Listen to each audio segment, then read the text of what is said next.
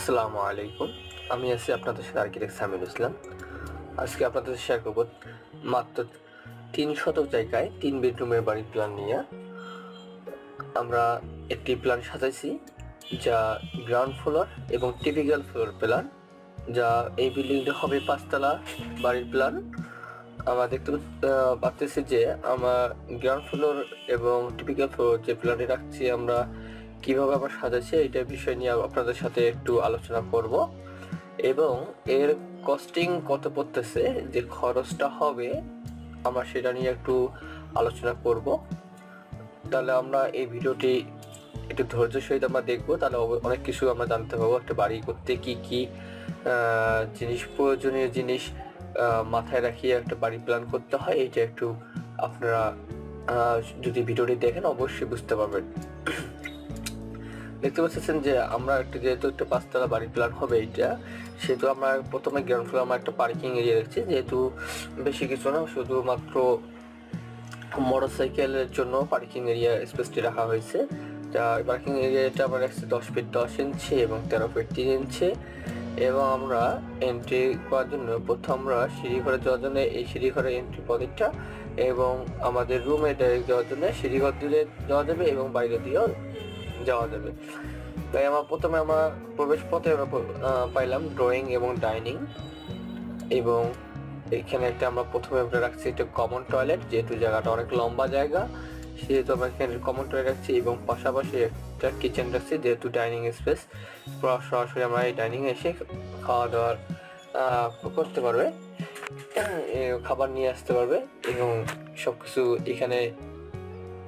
এবং আমরা যেভাবে ভেন্টিলেশন যেভাবে রাখছি, আলো বাতাস পুরো পরিপূর্ণভাবে যেন এখানে প্রাকৃতিক একটা ন্যাচারাল জিনিস আমরা এখানে যেন আলো বাতাস এবং সম্পূর্ণভাবে পাই, পরিপূর্ণভাবে পাই, সেই চিন্তা ভাবনা করে আমরা পুরোটাই ড্রয়িং এবং ডাইনিং স্পেস একসাথে রাখিয়েছি। এবং আমরা যে রুম রাখছি, দুইটা রুমের সাথে দেখেন যে দুইটা রুমের সাথে দুইটা অ্যাটাচ টয়লেট আমরা রাখছি। এই বেডরুমের নিচটার সাথে মাস্টার বেডরুম, আমার বারান্দা আছে এবং ওটা মাস্টার টয়লেট রাখছি, এবং এই রুমটার সাথেও আমরা একটা বারান্দা রাখছি এবং একটি মাস্টার টয়লেট রাখছি। এই যে আমাদের গ্রাউন্ড ফ্লোর প্ল্যান। এবং আমরা এখন দেখব যে টিপিক্যাল ফ্লোর প্ল্যানটা আমার কি হচ্ছে। তাহলে আমরা সিঁড়ি দিয়ে 2 তলা ওঠার পর থেকে আমার প্রতিটা ফ্লোরে একই সিস্টেম হবে।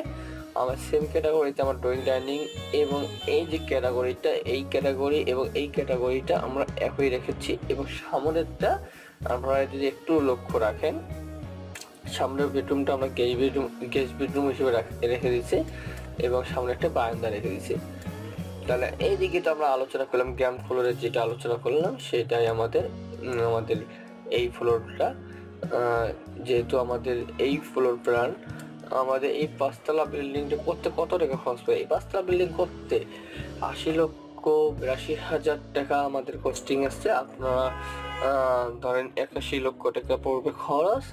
এবং এইখানে ম্যাটেরিয়ালস, টাইলস, যে প্লাম্বিং হিসাব বাদে, প্লাম্বিং মনে রাখবেন, প্লাম্বিং এবং টাইলস বাদে আমাদের শুধু এখানে হবে স্ট্রাকচার এবং ইটের গাঁথনি হবে, ফিনিশিং প্লাস্টারের হবে, এতটুকু হবে। ইলেকট্রিক্যালের পাইপ ফেলা হবে, সাথে যেহেতু পাইপ ফেলা হবে এই পাইপ ফেলা হবে।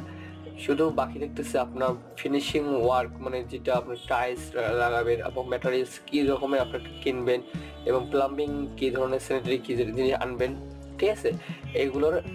তারপরে ইলেকট্রিকের ভিতরে ইলেকট্রিক্যাল, এগুলো সব মিলিয়ে প্রায় 1 কোটি কাছাকাছি যাবে খরচটা।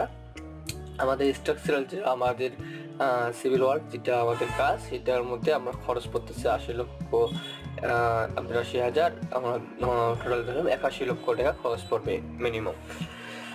তাহলে বন্ধুরা, আপনাদের যদি এই ভিডিওটা ভালো লাগে অবশ্যই আমার ভিডিওটি লাইক করবেন এবং কমেন্ট করবেন, এবং আপনাদের মতামত আপনারা অবশ্যই আমাদের কমেন্টে জানাবেন। এবং যারা আমার চ্যানেলে এখনো সাবস্ক্রাইব করেনি অবশ্যই আমার চ্যানেলটি সাবস্ক্রাইব করে পাশে থাকবেন। ধন্যবাদ। আল্লাহ হাফেজ। আসসালামু আলাইকুম।